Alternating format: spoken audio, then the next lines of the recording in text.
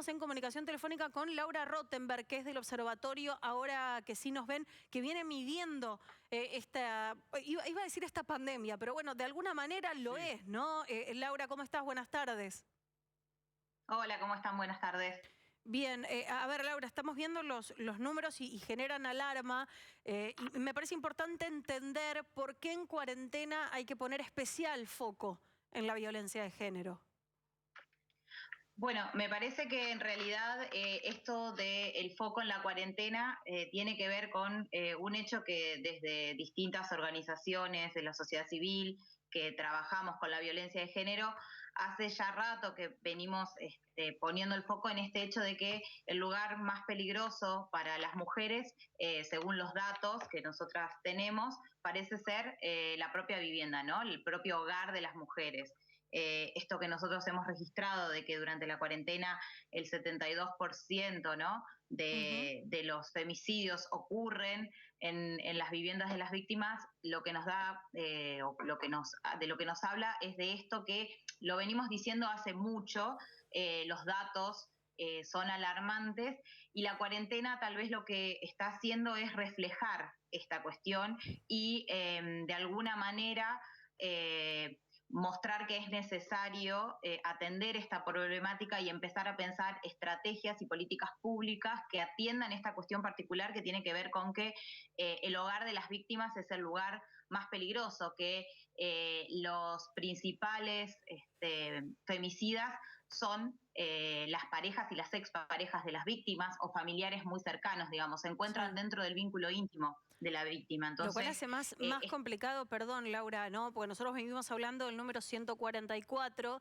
pero claro, es muy difícil en este momento en el que prácticamente no hay intimidad, poder llamar. Apareció la alternativa de poder enviar por mail y de poder escribir por WhatsApp, pero estamos viendo que muchas mujeres no están pudiendo pedir ayuda, ¿no? Más allá de lo que sabemos habitualmente que pasa una vez que se pide ayuda, cómo funcionan esos protocolos.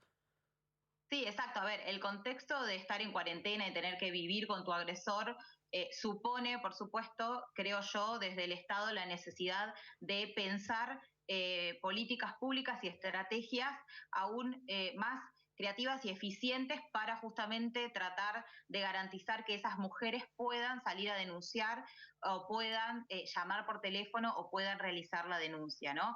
Al principio había toda una confusión o había poca comunicación o no se sabía muy bien cómo la mujer podía salir a denunciar sin violar la cuarentena. Hace poco salió la resolución aclarando ese tema, justamente, creo yo, para hacer hincapié a esta problemática, digo, que quede claro que las mujeres que sufren violencia de género en su casa pueden salir a denunciar, pueden estar acompañadas de una persona y eso no significa que violen la cuarentena. Eso es importantísimo, ¿no? Entonces, pueden salir con sus hijos incluso también. Exactamente. Esto es importante porque no quedó claro en un momento y de hecho una persona se le hizo una causa por acompañar a una persona en esta circunstancia y esto entra dentro de lo que se considera de fuerza mayor. Más allá de esto, se ha hecho un apartado subrayando lo que ya estaba dicho por si alguien no lo quiere entender.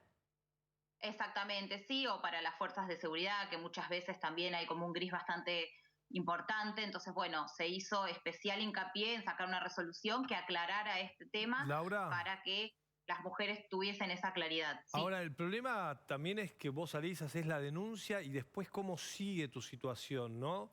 Te dicen volvete a tu casa y vos fuiste a denunciarlo al agresor, a tu pareja violenta. ¿Y cómo haces para volver a tu casa? Que además es tu casa, ¿no? Es tu lugar, es tu... Sí, Ahí claramente. están, no sé, las cosas de tus hijos o de tu hijo, tus cosas. Entonces vos salís con él porque, con tu hijo, por ejemplo, con tu hija, a hacer la denuncia. Y después tenés que volver a tu casa. ¿Cómo funciona ese momento? Sí, en realidad lo que por ahí sería importante es pedir la exclusión del hogar del agresor, ¿no? Que no sea la víctima la que tenga que dejar el hogar, sino el agresor.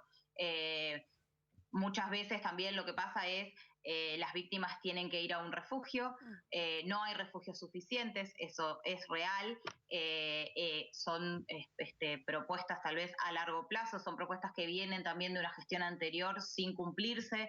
Entonces, bueno, esta situación de emergencia y de incertidumbre de la cuarentena y de todo lo que está pasando aceleró los tiempos, por supuesto, entonces, bueno, pide que las políticas y las respuestas sean más rápidas, más eficientes y, como decía yo, tal vez incluso hasta más creativas. Nosotros, Laura, hace unas semanas hablamos también en domingo con Elizabeth Gómez Alcorta, que es la ministra de las Mujeres. Le preguntábamos por la situación de los refugios. Ella decía, en cambio, que sí eran suficientes, pero que estaba la alternativa, que se había ofrecido hoteles para las mujeres que tuvieran que, digamos, salir en este momento. No hay información todavía de que se haya puesto en marcha, ¿no? Ayer hablaban de que, claro, como digamos, nosotros estamos hablando con Laura, que es integrante del observatorio, ahora que sí nos ven, estamos hablando de grupos, digamos, de feministas, de activismo y de trabajo, pero de la sociedad civil, ¿no? Esas son las alternativas. Los números oficiales de la Corte Suprema de Justicia se demoran, lógicamente, por el proceso con el que se hacen, con lo cual todavía no conocemos los de 2019.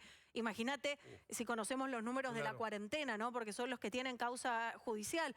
Pero desde el gobierno decían que no era, digamos, que no era más alto el número de femicidios del año pasado en este mismo periodo. Más allá de las distintas cuestiones y digamos, lo peligroso que resulta en este momento para mujeres y para niños también, ¿no? Sí, sí, por supuesto. Me parece que también es importante cuando hablamos de violencia de género, tener en cuenta que hay distintas iniciativas, como vos decís. Bueno, yo formo parte de un observatorio que es una organización civil. Somos un grupo de mujeres que en el 2015 decidió registrar esto porque no había un número oficial, justamente para reclamar políticas públicas que dieran respuesta a esta problemática, pero también nos parece importante hacer hincapié en la concientización a nivel social que esto requiere. Digo, no solamente pedimos un Estado fuerte y presente que dé soluciones a estas problemáticas, sino también la necesidad de concientizar a una sociedad que entienda que el problema de la violencia de género y que el femicidio como último eslabón de esa violencia no es un problema solo de las mujeres, que debemos involucrarnos todos. Entonces, campañas como la de Barbijos Rojos tal vez están apuntando también a que la sociedad forme parte de este tema, de esta solución al problema. ¿Cómo es la campaña de los barbijos rojos? La campaña de los barbijos rojos es una campaña en la que una mujer puede ir a pedir a una farmacia un barbijo rojo como clave para que el personal de esa farmacia se comunique con el 144. Es para esas mujeres que por ahí, como decíamos recién, desde su casa no pueden llamar porque viven con sus agresores, entonces pueden acercarse a una farmacia y en la farmacia el personal de esa farmacia, aquella mujer que solicite el barbijo rojo, entiende que lo que está pidiendo en realidad es que alguien la ayude a hacer una denuncia porque se encuentra en una situación de violencia de género. Creo que también es una manera de involucrarnos como sociedad, por supuesto entendiendo que la solución tiene que venir por parte del Estado, ¿no? Claramente. Pero entendiendo que todos podemos colaborar en esa cadena.